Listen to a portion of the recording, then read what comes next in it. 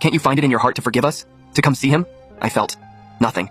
No guilt, no sadness, just a distant acknowledgement of information. I hope he recovers, I said honestly.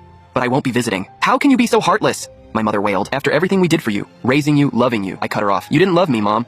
You loved the idea of a second son to compare Derek to. You loved having someone to blame for your problems. But you never loved me for who I actually was. I hung up before she could respond. Claire found me in my office afterwards, staring out the window. You okay? She knew about the call. I told her immediately. Yeah, I said, surprised to find it was true. I really am. My father recovered. According to Rebecca, he'd asked for me while in the hospital. My mother told him I refused to come. My aunt corrected her, telling my father the truth about everything, about the scam, the texts, the years of abuse. Apparently my father broke down crying. Not because he was sorry, at least not at first, but because he finally understood that his actions had consequences. Real, permanent consequences. He'd lost both his sons in different ways. Derek was civil but distant, working hard to break the cycle.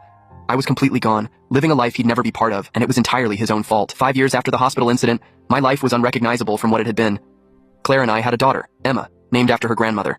My grandfather, at 87, was still sharp and actively involved in our lives.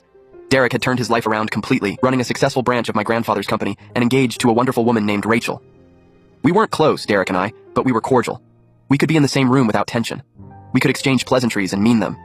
It wasn't the brotherhood people expect, but it was honest. And after everything, honesty mattered more than performance. My parents had moved to a different state, still struggling financially, still blaming everyone but themselves. I heard through family that my mother tried to reach out to Emma through Facebook, claiming to be her grandmother.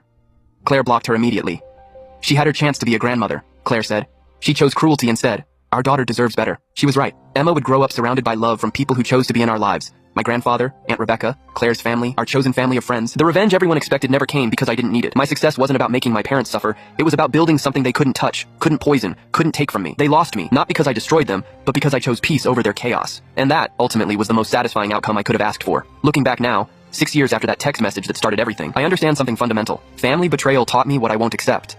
But healing taught me what I deserve. My daughter will grow up knowing she's loved unconditionally. That family means support, not manipulation. That blood is thicker than water is only true when that blood doesn't poison you. My grandfather passed away peacefully at 89, surrounded by the family members who actually loved him. He left equal inheritances to Derek and me, with a note. To my grandsons, who both found their way back to integrity, one by never losing it, one by fighting to reclaim it. I'm proud of you both. Derek and I stood together at the funeral, not as close brothers, but as men who'd both survived the same toxic family and come out the other side. My parents showed up uninvited, creating a scene. Security escorted them out at Rebecca's request. Even in death, my grandfather's wishes were respected over their demands. They'd lost him too, along with everything else.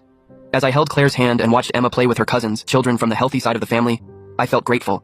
Grateful for the cut-off family experience that taught me strength. Grateful for the hospital emergency that forced everything into the light. Most of all, grateful that I chose myself when everyone expected me to sacrifice myself instead.